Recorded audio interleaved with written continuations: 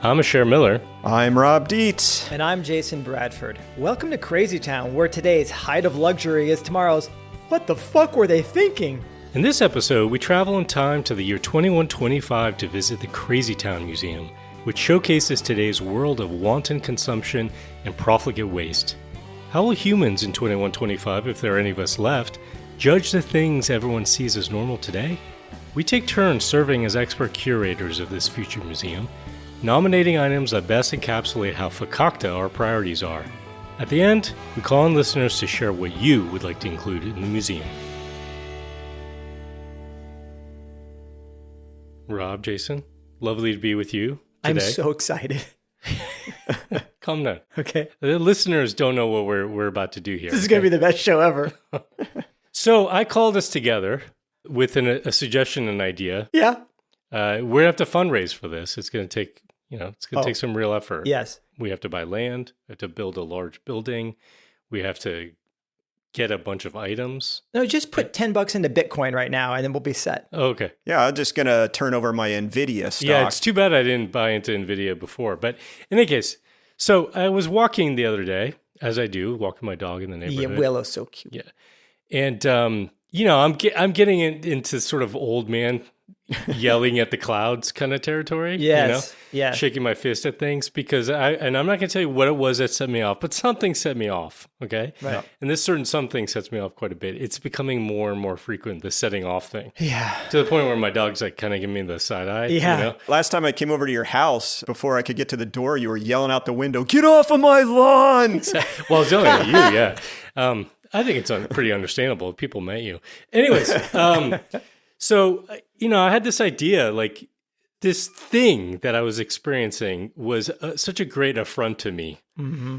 And I was thinking about, like, what would it be like for people who either came from the past or actually maybe people from the future? Yeah. After we go through this great bottleneck we're going to go through Sure. and, the great simplification or the great unraveling, or whatever the fuck you want to call what we're going to go through, which is probably the end of, on some level, of the modern world that we inhabit. Right. So imagine what people in the future would think of the choices that our society here I am in suburban America. You see why this is going to be such a great show, people? So I wanted to propose that we think about what would we put in like a museum that people 100 years from now, 2025, after we got through all this shit, would come and visit and look at with befuddlement, with amazement, with, I don't know, would they have jealousy? Would they have horror? Like, God knows what the mix of emotions would be. Awe. So here's what I'm going to propose. I'm going to propose that we're going to do kind of our round robin. Mm-hmm. All right. We each get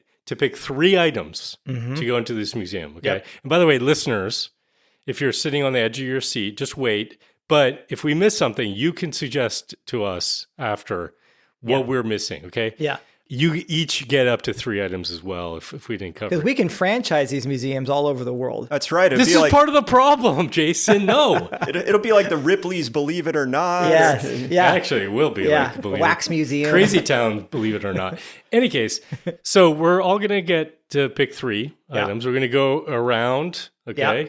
Take turns. So I'm not going to start it. I want one of you guys to start. So I'm going to suggest that you guys Rochambeau for this and decide which of you is going to go first. I crush it. Rock, paper, Here we go, scissors. ready? Let's do it. this. Damn it! See how I crushed? Not so much. That was awesome. You crushed. Okay, so Jason, for those who have no idea what just happened. Jason threw paper. won. Jason threw scissors. Guess my first artifact's going to be paper. So round 1. Here we go. Jason, All right. the floor is yours. Okay, so I want you to go over to my curated museum sheet here. Okay. Everyone toggle. And be at the top. Eric, good job. Okay. All right. Okay. So on YouTube, which of course itself is a spectacle. Yeah, it might not be around in 100 years. Right. But there's a movie car chase channel. And in there, on that channel, I found the scene that I want to represent sort of a lot of things, actually. This is what thing is. I'm trying to find things that will represent multiple sort of issues we have. You're a systems thinker, my friend. Yeah. So this goes deep. But what I want to do is I want to draw people in with an incredible spectacle And in this case, it's a scene from Fast and Furious 7. Nice. The fact that there were 7 of them made. Well, there's like 10 now. This is sure. back from 2015. What a money-making machine. Yes. Yeah. There's a car that jumps between 3 skyscrapers in Dubai. Oh, okay. Okay, so it's on like a floor 100 or whatever. I don't even know. You can't really count these things. All right, And so you got the car, you got the skyscraper in Dubai. Yes. Yeah, okay. So you've got all these layers. You've got this incredible sports car. So scroll down a little. You see the picture of this thing. This is one of the scenes. So in the scene, you got this sports car. It's called the Lycan Hypersport. It's from one of Abu Dubai's Etihad Tower. Okay. And I got a couple screenshots. In this one, you got a bad guy with a machine gun being upended by the car. It's being driven around on the marble floors. Right. Okay. And eventually what happens is this guy's marble got floors 100 stories plus up. probably. Who knows how tall this thing is. Well, and in the realm of who's going to win a battle, guy with machine gun or car, the car apparently is a better murder weapon. It's pretty amazing what happens next because he upends the guy, but then the guy gets back on his feet, keeps shooting the machine gun. People are going berserko in this building. Yeah. And you can see then the car, Vin Diesel, actor from the 21st century, he decides he's going to drive the car out a window towards a skyscraper that is adjacent. And the idea being that since you're so high up, as you fall, you're going to land and you're going, I don't know, 100 miles. It's like staircasing down, basically. Is that what you're saying? He's just got so he's not defying gravity completely. He's just. And so you see the next scene is a car. You back up and there's a helicopter scene and from miles away, zoomed in, and you see the car between the towers. Flying through the air like a beautiful bird. The amazing thing about that movie is it was all done with practical stunts. They actually did jump a car from and it landed. Right. Yeah. You're saying that wasn't CGI? That was real? Okay. Okay. And then the next thing that happens is what's great about this is that you think they've done enough. No. They then go from that tower and they drive through and they go into another tower. So the tower on the right, they actually enter. So the final screenshot I want to show you is them about to hit the tower all the way to the third tower. Yeah. Okay, so I imagine that you walk into this museum and there's one of those theater rooms, right? Museums have these theater rooms. Yeah. You get to sit down, to get your museum knees kind of taken care of for a few minutes. Can I just test some assumptions here? So you're assuming they still have theaters, the ability to they have electricity and theaters. Hey, this is the only place on Earth. Yeah, we have a magic museum, okay? All right, either that or a team of hamsters is running on generator wheels. Okay. Right. You walk into this darkened room, and this YouTube channel. It's a 4.5 minute or so segment. It's just on autoplay, right? So you show up, and you're just going to see this going. So much of it, like if you literally were coming into this museum, 100 years from now, let's say you're living generally an agrarian life, a pretty simple life. Sure.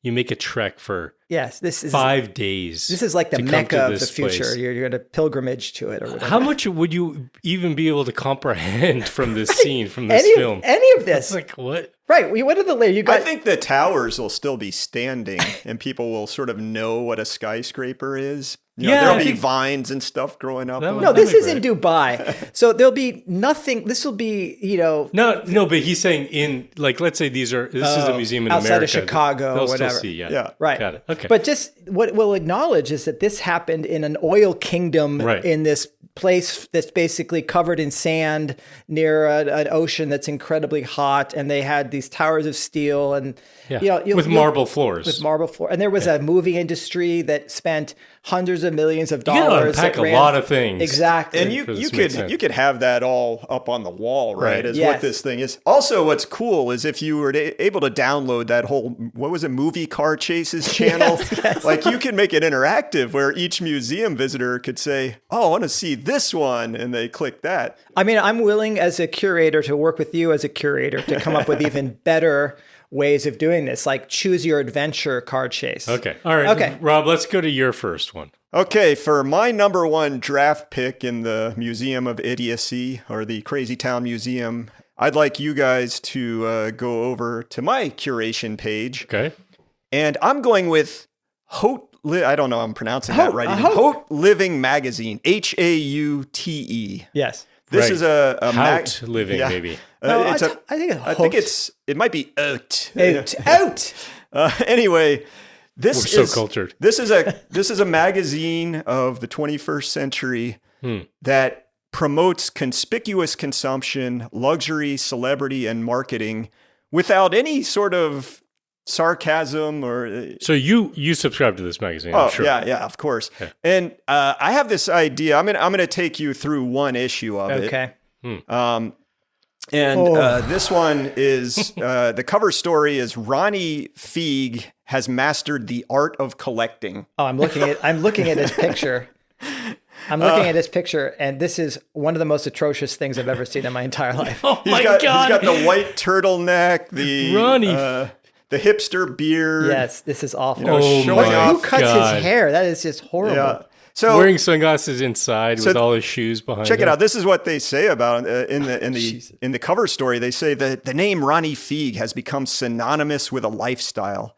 It has become synonymous with Feig's personal relationship to what luxury is and how he has allowed others to become a part of it. It's just like utterly bizarre stuff. Yeah. The writing is so bad. It's like they talk about how he's established this brand. He's fundamentally reinterpreting luxury through the idea of rarity. He's got a bunch of stupid sneakers behind him. Yeah. That's luxury now? His sneakers? What are you talking about? And he's got his luxury sneakers. He's got his timepiece. Oh my God. You got to scroll down, Jason. Oh, he's staring at the watch? Yeah. And that jacket. Yes. That totally matches perfectly his beard. Yes. And it's the same like texture. The odds are that's polyester though. So how is that we're luxury? Gonna have to, okay, listeners, we will put photos up on the Crazy Town page for this. So go check these out for yourselves. And another quote in that article, it says, acquiring a timepiece is an art form that is just as beautiful as the watch itself. No. So this is what I want to do. I want to take the Ronnie Feig, and also I shared with you all a picture of a couple of the ads. Okay. If you scroll to the next pages in my dossier, yes, you'll see the glitzy Miami condo that you can buy and live in luxury. You'll see travel by luxury private jet. I like it. Yeah. I'm glad we're high up in Miami because it's all going to be flooded. Yes. You're covering a lot of ground with this one. This is another one that's multifaceted. Yeah, you guys. So what I want to do is I want to take this particular episode of the magazine, this issue of the magazine, and take out all the pages and just plaster them around a Rolls Royce. You just screwed with one. Rolls Royce. You just screwed with one of my. So I was going to do something on the travel industry, and I think you cover it here. This is what's upsetting about this draft thing. Yeah, I got your draft pick. Pick another one. Luckily, I've got a bonus. Well, guys, it's my turn first, okay? I want to scroll again. Hold on a second. Oh, my God. The ski season thing, the Matterhorn. It's lovely. Yeah, I have an ad with a Euro model dressed in some kind of chic outfit that's totally inappropriate for skiing. It looks perfect for skiing, actually. Yeah. That big purse that she's wearing looks great. Okay. Unbelievable. Okay, well, guys, I'm going to introduce mine, okay? Yes. I didn't go as... I didn't try to cram in as much of the insanity of the world into one single item as you guys did. You weren't thinking. I went for a simple thing. In fact, the very thing that was bothering that triggered. Yes. Me wanting to do this episode. Yeah. Okay. I knew what this was going to be when you talked about walking in your neighborhood. Right. So you go up to the top of my list. Yep. It's the Echo PB 9010T. Backpack leaf blower. Jesus. Okay. Yeah. So what does all that mean? That PB 901. It's just the name of the unit. Okay. So this thing, for folks who don't know, maybe they live in part of the world that I would love to inhabit, where they're not surrounded by backpack leaf blowers. Yeah. These things are, as the name describes, something you wear on your back. Yeah. With a big fucking engine behind you. Yes. Okay. With a canister for your gasoline. Yes. And it's got these hoses and this big arm that sticks out from your body. Yes. With a blower on it. Right. Okay? Very compact engine. Incredible. And you use it to blow things from one fucking spot to another fucking spot for no fucking reason. It's got a large capacity fuel tank, but I'm looking at it. It looks like about a quart. So it's it's a 79.9 cc professional grade 2-stroke engine, variable speed. That's nice. It's got a tube mounted throttle with cruise control on it, so you don't have to keep pushing on the button. Yes. Okay. You just hold it down. It's got 48 newtons of blowing force. So just for people to understand what Newton is, that's the force. 1 Newton equals the force required to accelerate an object with a mass of 1 kilogram, 1 meter per second. Yeah. It's got 48 of those. It's freaking fast. Look, I'm completely... And powerful. Fast, 220 miles per hour. That's kind of dangerous. That blows out of that thing, okay? It weighs, without the gasoline in it, 26.7 pounds. That's kind of heavy, actually. Right? And it produces 80 decibels. So if you want to think about how loud that is, that's like an extremely loud restaurant, walking down a road with like heavy traffic. Right. This is the stuff that just drives me absolutely insane. This is layered. Actually, I think this is deep. What I like about this is that Rob and I's selection was obviously went all these different directions. This encapsulate with one simple artifact, it encapsulates so much, actually. Yes, it does. You're right. So I actually think that you've made a wonderful selection here. Well, look, I'm completely supportive of the blower, and I think you guys know I have real experience. Like I've logged 2 summers with one of these on my back. And every time you use it, you have to wear earplugs. Sure. Otherwise, it's like you've been at a rock concert. But the people around you, they don't have earplugs. Yeah. No. And when I would get home from the job, I would take a shower and I would do the farmer's blow out the nose and all this crap. Because you said dust. First it's dust, but also a 2-stroke engine. You're burning oil and breathing that exhaust. They are, I think, pound for pound, the worst emitters of greenhouse gas. Yeah, and particulates and stuff. Exactly. I have a little quibble. You said that you blow stuff from one place to another for no fucking reason, but it's so that you can have that manicured Victorian lawn. What a brilliant reason the wind comes back. It blows it right back to where it was before. I just think, in 2100, these peasants that have made their lifetime trip, by donkey. There's special their trek to Mecca. Yes, and they're living. They're in a tent. They're in a tent camp around the museum. Yeah, right. And we have potable water with hand pumps for them. Yes, they were going to look. They're going to look at. They're going to be astonished. No. This is not how they're going to experience it.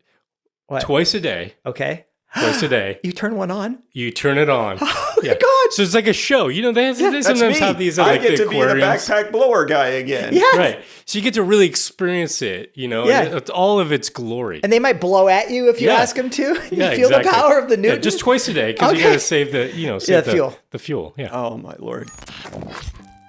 Are you at your wit's end with the modern world?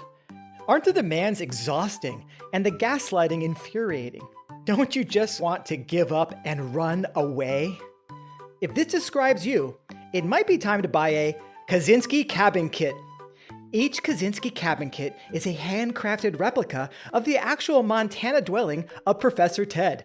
A simple, austere, and entirely adequate 10-foot by 14-foot space, differing from the original in one key detail. Each cabin is lined with a Faraday cage because, unlike in the 1990s, you can't escape the madness by just moving to a mountain in Montana now that cell towers are everywhere.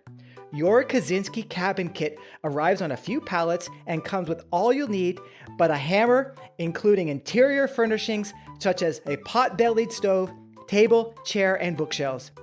Imagine the peace of mind you'll feel after moving into your very own Kaczynski cabin and having no further clue about what all the crazy people are doing. Order today and start a new, blissfully ignorant life tomorrow. All right, Jason, it's time for your second item. I hope you're thinking carefully about this because you only got two spots left. 2 more left. I think this one fits. Yes. So one thing that always amazes me is when professional sports teams sort of blackmail the cities for new stadiums. Right. You guys got to pay for this. Right. So there's Vegas poached the A's and the Raiders and right now actually in the middle Saudi Arabia and Dubai are poaching whole sports industries. Sure. Yeah, I remember the World Cup was in Qatar a few years ago. And they have to do it in the winter. Like they have to switch seasons for everything now because it's too hot otherwise. Well, no, you just air condition the stadium. And they air condition the seats. So anyway, so this exhibit actually comes from, it's a U.S. stadium. It's called the SoFi Stadium. It's in Los Angeles. Yeah. It opened in 2020 and it has a capacity of 70,000 to 100,000 because for concerts you can get on the field. Yeah. And it cost $5.5 billion to build between 2016 and 2020. Now I want you to look at the image from the air. Notice there's some greenery. Really? It looks like a sea of concrete to me. If you focus in, there's some ponds. Yeah, there's some ponds. Those are waste ponds, probably. So there's probably I bet there's some. That's the urinal flow straight out of the stadium. I bet ducks and geese land on there once in a while. But yeah, it is the amount of just steel and concrete that's vast is tremendous. Scroll down a little bit. There's an image from the outside, and you see a pond looking across. The pond is beautiful. It makes it seem so natural. Yes. It's a concrete pond. There's nothing. You said it's in LA. I mean, this definitely has a Disneyland feel to it to me. It looks like something you could see at an amusement park. Yes, but it's just one big, though. Like, what's amazing about this stadium, even though they're in LA, it's like enclosed. It's like, no, it rains 4 days a year, and but it's sort of like a skylight sort of enclosure. Well, come on. Scroll down. If you want to maximize how much microplastic everyone's breathing, you got to enclose it. Yes. You don't want any fresh air. I haven't been here, so scroll down and you can see what I mean by almost like an enclosure, but yet light gets in, natural lighting. So this is WrestleMania. Look at that screen, man. Yes. It's like wraps all the way around. It's enormous. Yes. So what I like about it is not just for sports, it's also for fake sports. So like WrestleMania and concerts, yeah. So they're getting a lot of use out of this. So how do you envision this being inside our museum in the future? Is this like a diorama kind of thing? I think for this we have to do models. Yeah. Have you been? There's a Bay model in San Francisco. Have you ever been to that? Mm-mm. So in the San Francisco Bay, they decided they were going to do all this work of dredging and filling, and maybe even like blocking the opening to the bay and using like the current for hydroelectric. I mean, there was all these crazy plans. Yeah. And so some people raise their hand and say, let's build a model so that we can test this insane ideas we have. Oh, okay. And it was built in like the 40s or whatever, 30s or 40s. This was when everyone was thinking like build giant concrete structures for everything. Sure. Right? And so that model is still there and it's impressive. It's like in a building that's huge and the model is gigantic. Got it. And so I think you have to do a giant model. You need to do a model at not at scale, but it needs to be significantly large. I'm thinking a significant model, like maybe the size like a basketball court. You know what I mean? So you got to be able to. It takes a while to walk around it. Yeah, you'd have like platforms. You could sort of walk over it as if you're in an airplane. You'll be like Godzilla walking through the stadium. Yeah, there'll be ways of getting around safely, and there'll be little cutouts maybe you can see inside. I got to give you props for two things in your exhibit. One, I hope it includes WrestleMania. Yeah, you have to have little figures. Little figures, like, Hulk Hogan. I think he never wrestled there. He's too old now. Yeah, The Rock. There we go. And I don't know the names of any. John Cena. Yeah, I think our education secretary might be there. Right. And I give you credit. I know. We should highlight that. Actually, in 2025, the wife of the WrestleMania owner, Vince McMahon, McMahon's wife, is our Secretary of Education, right. And she's in the audience here. Like, there'll be a little stick figure. There'll be a little figure of her figurine. I also got to say, I mean, the stadium is named SoFi, which is like a banking and credit card company. It's perfect. Yeah, so you know, credit industry, banking industry. Because actually, one of the things I wanted to do was, and this is very good. Thank you for making.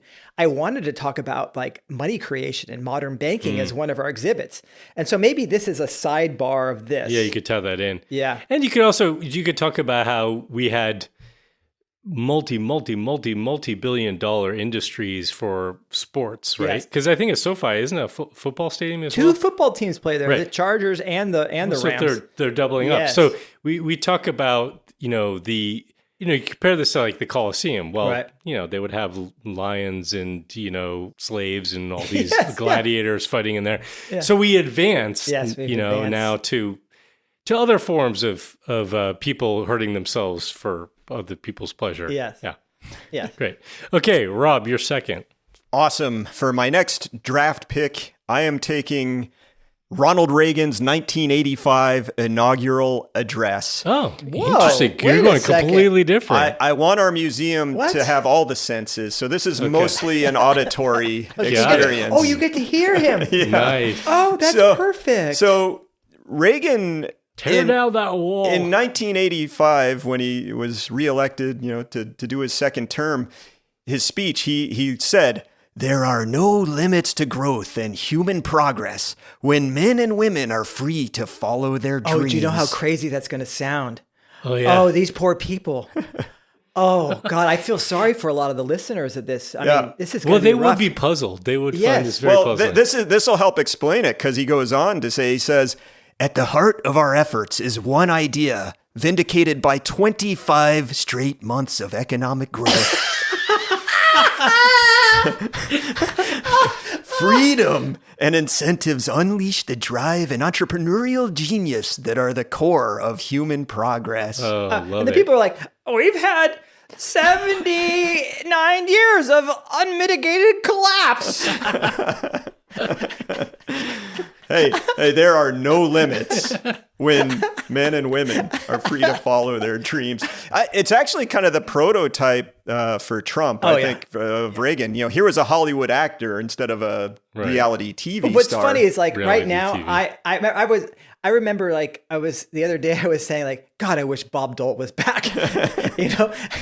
I kind of wish Reagan was back. Like if we were to have a president, like I would be okay with Reagan compared to what we got now. That's bad. But you could see it was all a ramping up, right? And this whole worship of progress and technology and growth. And I've been thinking, you just proposed a really expensive exhibit. I did. We have to be we have to be responsible here, and watch our finances. Yes. So this is a cheap one. Oh, what do you do? We just got to get the recording and play that. Or maybe I can just be there and do an impersonation. Well, you'll be dead by then. But damn it. I want to record it. All right, the recording, the actual thing. Yes. And then I'm going to go over to the Ronald Reagan building in Washington, D.C. with the two of you, and we're just going to take these things off the wall. Oh, There's bas relief sculptures. One is of Ronald Reagan's head. Yes. And the other has that "there are no limits" quote. The words are there. It's right there. Up on a wall, yeah. It's like two matching big plates almost, and we just throw these plates in our museum. Perfect.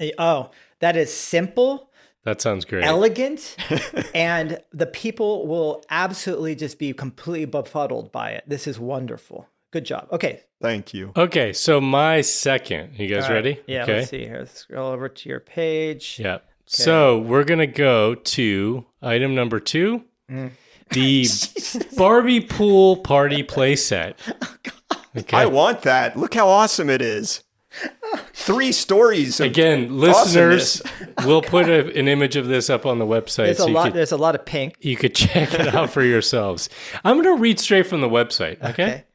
Welcome to the Barbie. There's a trademark little thing there. No, that's registered. Registered. Right. And what's the TM is trade? What's the difference between registered and T? Dude, we don't need to go. Okay. So welcome to the Barbie Dream House, where a 360-degree play inspires endless fun.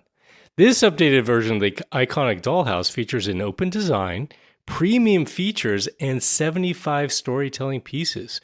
Barbie can host the pool party of her dreams with her home's spectacular 3-story spiral slide. Yeah. Watch as Barbie's doll and her friends swirl down the slide into the pool.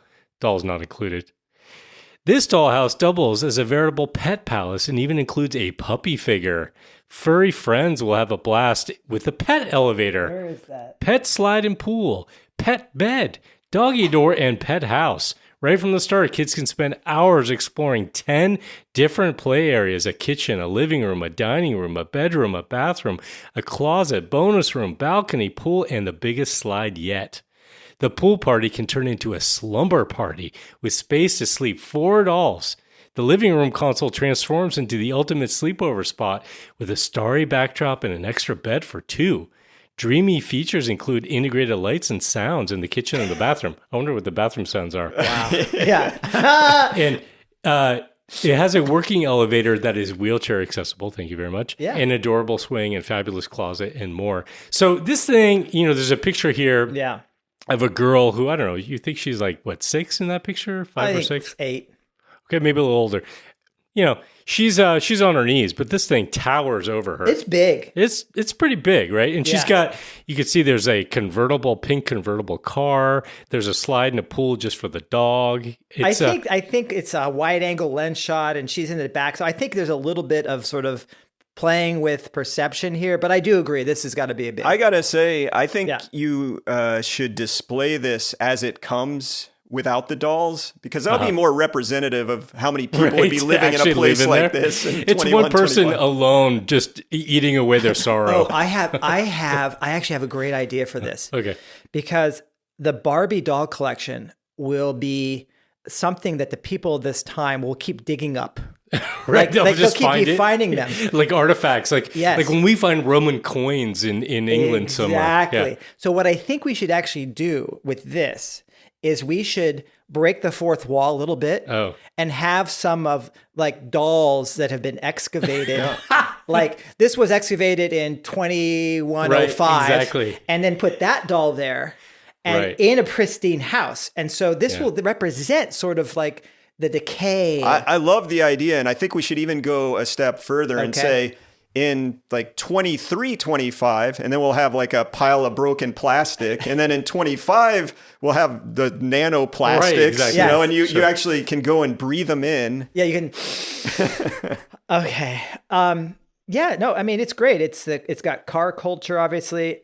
Think about what people will be thinking. I know, looking at this the size of the dwelling. Like they expect you're going to have all these rooms and all of this stuff, right? Everyone's got like this. The clothes. Yeah. I like how there's a plastic palm tree on the 3rd story. It reminds me of that Radiohead song, the fake plastic trees.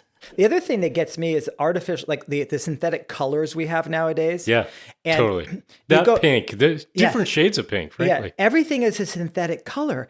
And if you go back in time, you think about people all having natural colors, like these artificial dyes didn't exist.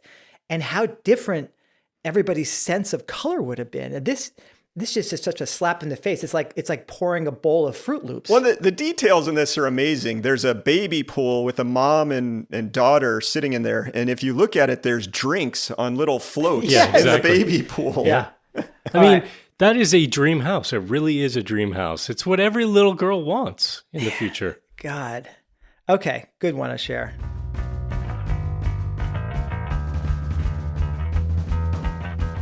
We love hearing from listeners who are doing good work out there in the world, and we hope that maybe you'll find some inspiration in the example that I'm sharing now. Dwayne is a mail artist. That's M-A-I-L. Okay, I'm glad you clarified. Yeah, postal artist. Mail art is this kind of unusual artistic movement that's centered on sending small-scale works of art through the mail. And we were amazed when we received an envelope from Dwayne here at Crazy Town Worldwide headquarters. Besides a very kind letter, we got a beautifully rendered page of stamps. Each one commemorates the villains of our False Prophets season of Crazy Town. That's awesome. Amazing. Yeah. Along with a stamp for each false prophet, the page includes a summary of our season that's better than we could have written. The page also has a proper title, Noxious Weeds of the Enshita Scene. That's very much our style. Thank you, Dwayne. Dwayne even created a cool booklet to accompany the stamps and bolster his message of weeding out these false prophets. So I just want, what'd you guys think when we got this in the mail? It was cool to see them all like laid out that way, as like it's like a collector's set of these false prophets. These, some of them are nice people, but Elon Musk in there and, seeing some of these other characters. It was, I was kind of first time I'm like, what is this? It's pretty amazing. Yeah. I had never heard of any activity like this. Like I've heard of stamp collecting, right? But I've never heard of making your own stamps. Well, I guess there's this whole group, right? They send these stamps through the mail, and they put them on the outside. Right. Yeah, they do stuff with the envelopes too. Right. And it's just a kind of a cool like I said, artistic movement. Yeah. I also just want to highlight that art plays a huge role in changing minds, opening people up to new ideas. And so, I just wanted to say thanks to Dwayne for taking the time to produce that and to share it with us. And, anybody out there who's got any artistic talents, use them to spread awareness and the message for the kind of society that's sustainable, fair, what we want to see in the world. Yeah, that was absolutely awesome.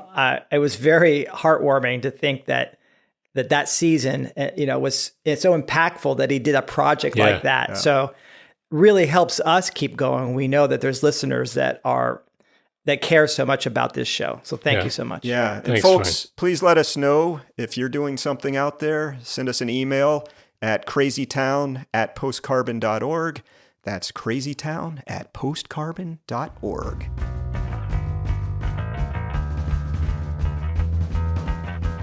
All right, guys. So, Jason, we're going to turn to you. Just remember, this is your last item that you could place into the museum. Think very carefully about what you're going to include.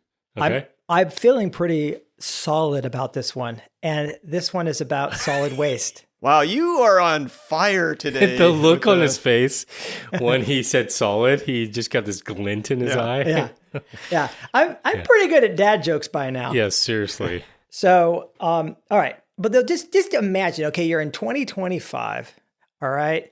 You're 2125. Sorry, you're 2125. You're in this tent. We are in 2025. You're in this tent encampment outside of the museum. Uh-huh. You've traveled for days to get there. It's been this pilgrimage for your family. Everything you've carried with you, has been important, and there's nothing extra. And then you look at this exhibit, which is about the fact that you just put stuff in plastic bins and trucks haul it away for you. Okay. And so let me just scope out what I think the exhibit should look like. So you've got 3 modern plastic solid waste household receptacles is what people see first, right? You got a trash, recycling, yard waste. Right. And maybe these are against a wall that's sort of like a giant life-size picture of a neighborhood. Okay. Right. Like you can imagine these 3D objects you can actually touch and interact with, but then there's a neighborhood. You realize this just goes on. Maybe it's a wide wall and it just goes on. You really missed your calling as a museum guy. You love these dioramas, these setups. Okay. Speaking of but these bins are real. People can go and touch them. And it's like, this week you have this much of this kind of waste. That would blow their mind, right? Thinking about how large these bins are. Yes, how large they are, right? And then there's another diorama. I love dioramas. You are. And now this one is, so imagine you got this museum building that's pretty tall, right? With this big open space. And against one of these walls, again, this tall wall is this glass front. And it goes all the way up to the ceiling. And behind it is like the layers of a landfill. Oh, like the strata, like the geological strata of... I'm thinking it's like an ant farm almost. You're looking through the glass and seeing the... So you see layers of disposable diapers and.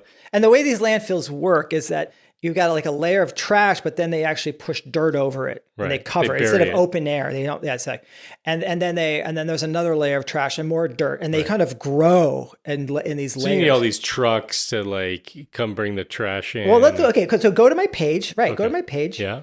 And maybe there's a plastic liner at the bottom, and then there's these pipes in to collect the gas. Oh, right, of course, right. Yeah. And there's what's called a cogen facility for this thing called electricity. Yeah. Right? This thing called electricity. Yeah. He says with quotation mark. Yes. Yeah. Okay, so scroll down. Ben Franklin with a kite and a key running down the block. What are you imagining 2125 to be like? No electricity. People don't even know what that is. They don't even know what static electricity is. Exactly. Well, there's little hamster. That went extinct too. Well, there's little hamster wheels, and they're spinning a little turbine. Right. That's how. Yeah, that's how they get. Okay.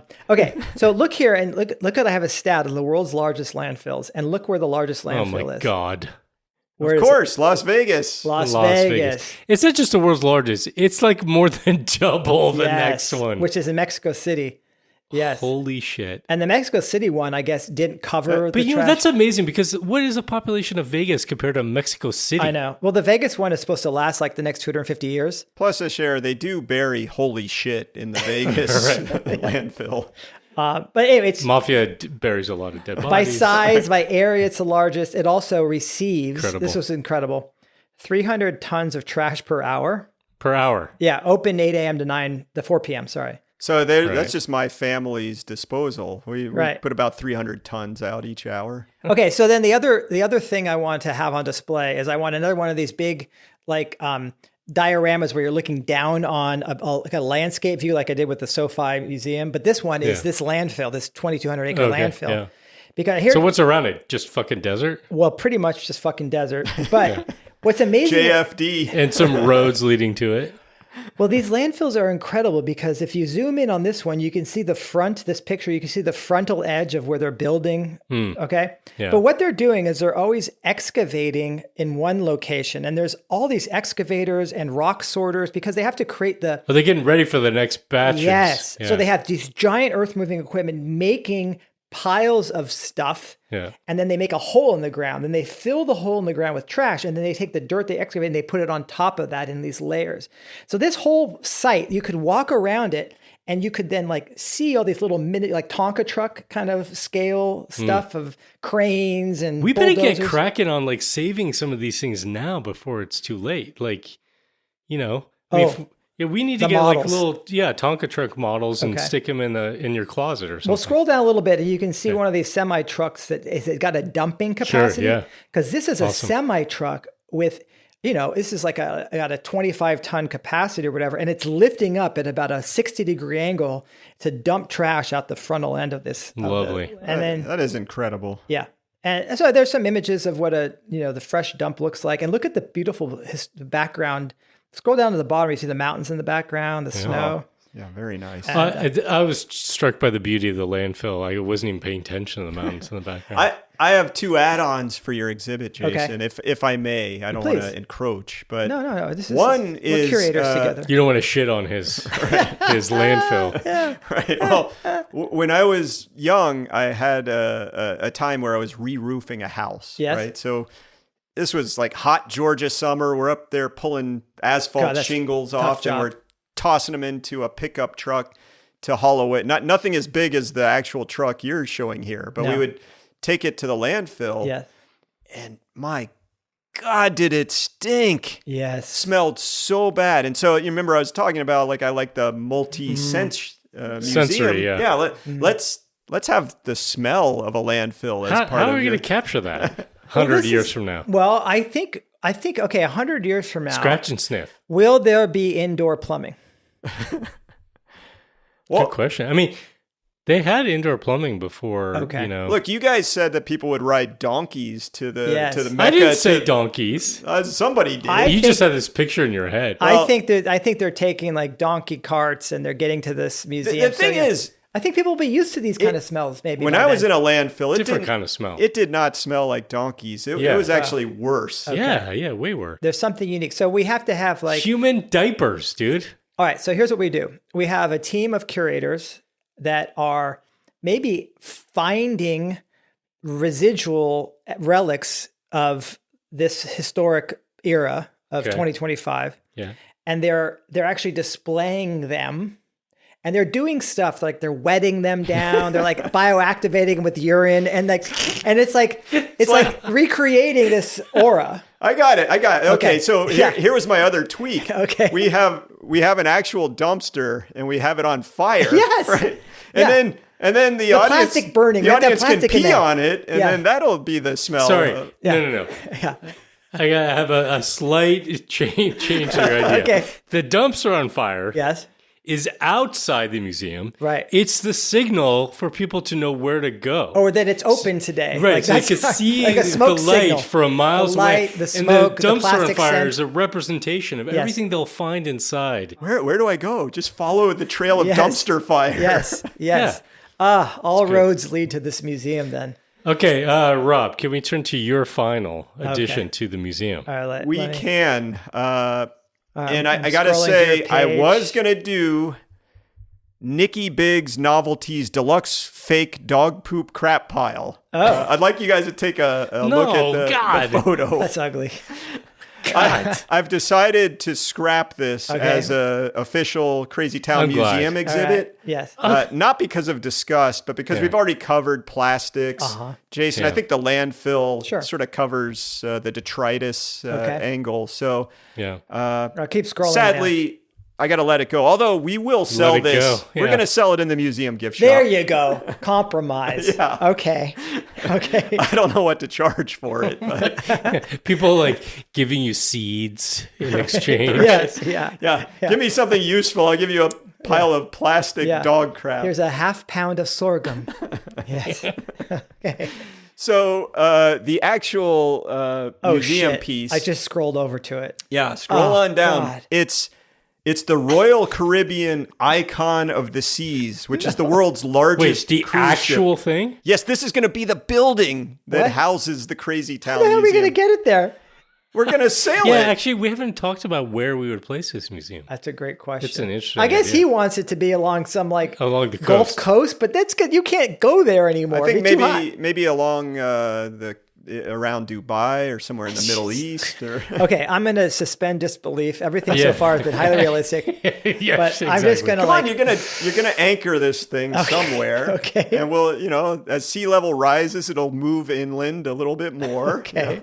Because the best use of this thing would be to put it in a museum We get it up through the Great Lakes somehow. Yeah. That would make more sense. Remember, it is the museum. Right. We're going to house all our exhibits within the icon of the seas. This is so Man, our fundraising for this museum is going to be pricey. It's going up. Let me tell you a little bit about it. It's the world's largest cruise ship and the largest passenger ship in history. Great. Gross tonnage, 250,800. Length. Tons. Yeah. Length is 1,197 feet. That's 365 meters. You could think about if you ran a mile around a track, it'd be a little less than that, but unfurl that track, 4 times. That's how long this thing is. You can have 7,600 passengers. That's its capacity. So that's how many museum goers we could have coming through each day. Are there going to be that many humans left? Yeah, I don't know. We'll see. It's known for having the largest swimming pool and the most water slides of any ocean vessel. It's got 5 more water slides than a Barbie dream house. Right. Jeez. Right. Total of 6. Scroll down to see the water slides. Oh my God. These the incredible colors. pink and green and blue noodles kind of ranging all over the ship's deck. Oh my God. I kind of want to go. I actually think I want to just experience this. I think my brain would crack. We should try it, and it's okay if it cracks. You think we should have a Crazy Town episode on the icon of the seas? I think we should raise money from this. I think listeners should donate so all 3 of us can go on a trip. Yeah. Yeah, good luck with that one. When I was deciding what our museum building should be, this was my top choice. But, I could have also selected the biggest warship ever. Which is the USS Gerald R. Ford, an aircraft carrier that's almost as long as the icon of the seas. Yeah. It's bigger than an aircraft. Could have selected the biggest ship that's ever been created, which was an oil tanker. Of course it was. Fitting. Called the Sea-Wise Giant. Very wise. It did not have a very long life either. Giants don't usually live very long. We talked about, who was that 8'11" dude? Robert Wadlow. Thank you. I knew you'd remember. Died in his early 20s. Exactly. His circulatory system could not keep up with the demands. Yeah, that Sea-Wise Giant sailed from 1979 to 2010, and then it was scrapped. Or I could have picked the biggest container ship, the MSC Irina, with a capacity of 24,346 containers that are each 20 feet long, 8 feet wide, 8.5 feet high. Full of all the stuff that we wind up throwing away in, the landfill. In the landfill. It's a beautiful, virtuous cycle of life. But this is by far the best because the commercialism, I think I've seen pictures of the inside of this. See, there's this thing has 2 sort of parallel housing complex, like apartment complexes on each side. And then on the top is all the water. It's like a water park on the top. And then down the middle, I've seen a picture of this, and it's a shopping mall down the middle. Of course there is. Yeah. With restaurants and things like that. Yeah, so we'd have to help people envision what a day on this cruise ship was like for the average person, right? You're you're waddling out to the buffet, yes, right? Eating God knows how many calories. You're going to go shopping in the shopping mall in the middle. Right. What would the exhibit Your look like? kids, because they're still healthy enough to climb some stairs, would climb up into the, to go down the water slides. So the exhibit could have like a portion of a water slide. It could have like maybe like a. What are you talking about? This is the museum. Oh my God. And think about it. How are we going to pull this off? This is important. Right at the entrance, you're not allowed into our building unless you get totally boozed up and utterly sloshed. Because we're going to have free food and drink at our museum. Right. We're going to go broke. Yeah, no, it's not going to work. We're going to go broke. Not going to work. Okay. All right. Let me bring it down back to earth, okay? Okay. All right. So one of the things we have not discussed yet is food. What do people eat, right? Yeah, now and helping people today and helping people in the future imagine what people had eaten. Right, as opposed to sort of gruel. Yeah, so I want to introduce the Jimmy Dean blueberry pancake and sausage on a stick. The height of cuisine. Huh. Haute cuisine. There's probably anything called haute cuisine. Yeah, it is the height because it adds extra height with that stick. It's like 12 inches off the ground. So you just imagine you got a little carton of these. Okay. This is like a corn dog, but instead it's a pancake wrap. Right. It's got sausage. Okay, instead of like a hot dog. Okay. And then they take a blueberry pancake and they wrap it around, and then they just shove it all up with a stick, right? So you can hold it in your hand while you're, I don't know, playing Candy Crush on your phone. Yeah, while you're going down the water slide. Right, exactly. So, these come in packages. They're individually wrapped in plastic, of course. Yes. Right?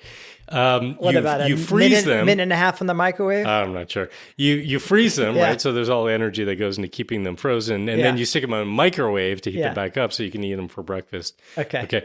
Now, you'll be happy to hear that it's made with quote-unquote real ingredients. Okay, according to Jimmy Dean here. Which means no high fructose corn syrup. But let me read to you with real ingredients. Yeah, let me read to you the real ingredients. Okay. And I'm gonna have to take a deep breath here because this is quite a long list, right? And our museum would feature this list. It says active ingredients. Yeah, what the hell active does that ingredients. mean? Oh, these. What are the inactive ingredients? Is this Tylenol pill? No, what's going on? The Jimmy Dean blueberry pancake and sausage is a hallucinogen. First of all, exactly. Okay. Well, gives you diabetes. Active ingredients in a food all right. product. Bear with me. Okay, let's talk about what's in the artificial blueberry flavored pancake batter. Artificial. Real ingredients. They just said natural, but okay. All right, so here's what's in it. Enriched flour, which is wheat flour, niacin, reduced iron, thiamine, mononitrate, riboflavin, folic acid. People in the future will be like, what is any of this stuff? It's got water in it, sugar, artificial blueberry flavored nuggets. Okay. Oh, man. And if you want to know what's in those nuggets, that's dextrose, sugar, corn flour, palm oil, your favorite, Jason, fruit and vegetable juice, just for color, and salt. Okay. Oh, and to get the vegetables in your diet. Right. Now, homeopathic vegetables. Now, the blueberry pancake, this artificial blueberry pancake batter, also contains 2% or less of the following: soybean oil, artificial flavor, dextrose, salt, leavening, which is sodium acid pyrophosphate, sodium bicarbonate, dried egg yolks, soy lecithin, non-fat dry milk, cooked in vegetable oil, and then here's the next part, okay? The pork and chicken sausage link. Fully cooked pork and chicken Here's sausage what's in link. that. Yeah. All right? We got pork. Yep. We got mechanically separated chicken. Oh my gosh. That's a pretty... Don't look... That's a pretty alarming statement. What does that even there. mean? Like look away. Pulled apart and reconstituted? I guess so. Mechanically separated. It's okay. I don't know why they had to write that in, but apparently they had to disclose that. It's fine. So pork, mechanically separated chicken, water, sugar, salt, and then it contains 2% or less of the following. Okay. Oat fiber, sodium phosphate, spices, natural and artificial maple flavor with maltodextrin, modified food starch, caramel color, dextrose, and maple syrup. It's got dextrose, monosodium glutamate, potassium lactate, and sodium diacetate. So just imagine in the future, people like looking at this list of ingredients Seeing that you shove this on a stick and you freeze it and then microwave it. Can you tell? What you eat. Yeah. So what is it? How do we display this? What are we going to do? I think you got to get a desiccated one, or somehow maybe you put in. You plasticize it. Embalm it. Embalm it, right? Okay. Stick it on a plate. Yes. Then you can have your freezer. Okay. And your microwave there. Yes. So that people understand like the virtual cycle there. In a kitchen, you put it in a modern, at this point, put it in an old timey kitchen from 2025. Right. Yeah. And so you've got all the accoutrements of a kitchen, which will just blow them away. Yeah. But I do want the focus on what is in this meal. Maybe that's the only thing that's in the kitchen that's food oriented. Right. Okay. Just so they understand. I have two ideas to add to your exhibit. One is after people have walked through the exhibit and they've gone to the gift shop to get the fake dog poop, then they go to the museum cafe and they actually eat one of these. We won't have them, dude.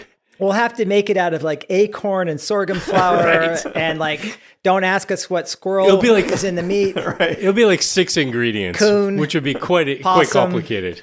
Alligator. Possum tail, less than 2% of bat wing. Yeah. Less than 2% of possum nail. Yeah. No, but I think this is genius because this becomes then a window into the food system is what I want. And I was upset that I didn't actually have an example. So this is going to satisfy me as a curator.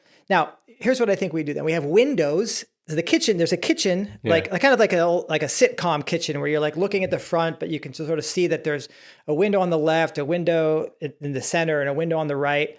And you can walk up to each window, and out of each window is a different view. And it's different views of the food system. So one is a view of... So where's the sausage come from? Exactly. So you have like a cornfield. Yeah. Then you have maybe a CAFO, like a pork CAFO.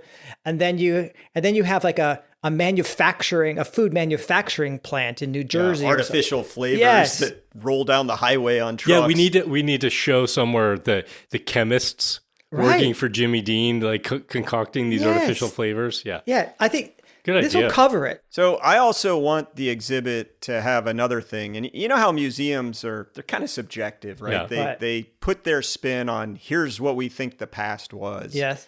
And at that point, I think it'd be cool if we had some kind of sign that explained, okay, here's the Jimmy Dean blueberry pancake sausage on a stick. Yes. All meals in 2025 were eaten on sticks. Just like we got something wrong, like the idea that the curators messed up. Maybe over time, myths become like what people think are real, right? A museum goer comes in, they're like, oh, they used to eat everything on a stick. Yeah. You're holding like 3 things in each hand on a stick. I mean, burritos on a stick are of genius, right? Because who would want to hold a burrito? Frappuccino on a stick. Yes, yes, that's genius. That's a great idea. Okay, so we've laid out some ideas for what goes in the museum. What did you guys leave, on the kind of, your 4th or 5th options? Yes. Just let's not run through them in detail, but just, what else had you come up with? Well, for me, beyond my fake dog poo, I had a very simple exhibit, which goes against my other ones, right? This is the opposite of the icon of the seas. Yeah. I just wanted either one lowly cigarette or maybe even up to a pack of cigarettes. Sure. There's all this problem with smoking that we know about. You have the merchants of doubt stuff where the scientists and the lobbyists kind of came in and said, no, this is healthy. You could tell that story to our descendants about like, this is just one example of how we just couldn't act on information. Right. Yeah. But those descendants, even if everyone quit smoking, they'd still be suffering the consequences of all the microplastic from the filters in these cigarettes. They make the filters out. I thought the filters were out of like cotton or something. No, it's, people smoke 6 trillion cigarettes worldwide each year. 4.5 trillion of those become litter. So that's 660 million pounds of plastic microfiber in the water bodies. Okay, shut up. Okay, my turn.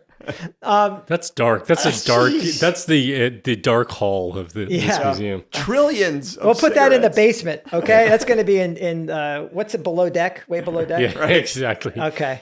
Well, we'll just throw them overboard, straight to the ocean. The bilge. All right. Well, I skipped the travel industry because I felt like you kind of had covered that with your hot Living. Living, yes. You know, and I had two. I had a luxury travel agent. You can actually, if you're like a gazillionaire and you want to pay someone $100,000 to design a trip for your family to do whatever, you know, shoot things in Africa or, you know, or like, you know, take a tour of soccer stadiums in Europe and go to the Eiffel Tower. They'll do this for you. This one woman had bespoke on her website, so she was very attractive to me. You hated her away. That is your favorite word, is bespoke. Yes. The other, on the other extreme end was I went to Expedia, and I was able to book a package for two to Branson, Missouri, flying out of Eugene from August 1st to 5th for under $800. Nice. So what the hell is staying Branson, at the Lodge Missouri? of the Ozarks. Branson, Missouri is like this little city of 11,000 in the southern Ozarks, pretty close to Arkansas. And it's an entertainment mecca. 7 million people go to Branson each year to do things like watch like variety shows where people do tribute bands and magic shows and these sort of things. So it's like the other end of luxury travel. It's sort of like Midwesterners going to like listen to old timey country music. So it would be kind of explaining that even people that were not living relatively high on the hog. Yeah, it's not haute living. People that couldn't get on the Icon of the Seas would go to Branson, Missouri. Exactly. Might be the same crowd. That's great. Okay. That's great. Well, I was thinking about, and I know how much you love dioramas, I was thinking about actually having just a large replica of one of the most famous malls in the world. Oh. Right? And America. Mall of America. Mall of America. Did they name that Mall of Mexico, or did I get that? No. It's the other way around, dude. Oh, okay. Although, a little factoid for you. What? The Mall of America, which is in Minnesota, and I had all these interesting stats about it. You can't say it. I won't say. Yeah. I will share that Okay. it was built by a Canadian family. Oh. Yeah.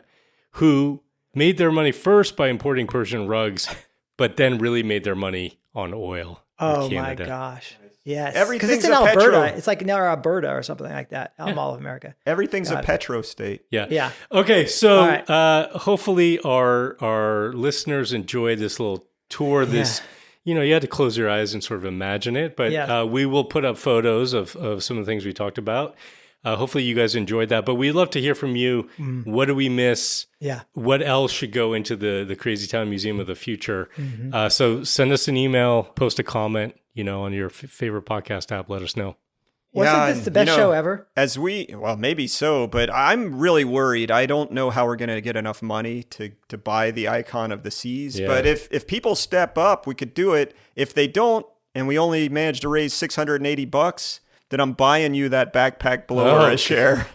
Yeah, I'll just put it in my head and call it a day. Yes, over. That's our show. Thanks for listening. If you like what you heard and you want others to consider these issues, then please share Crazy Town with your friends. Hit that share button in your podcast app or just tell them face to face. Maybe you can start some much needed conversations and do some things together to get us out of Crazy Town. Thanks again for listening and sharing.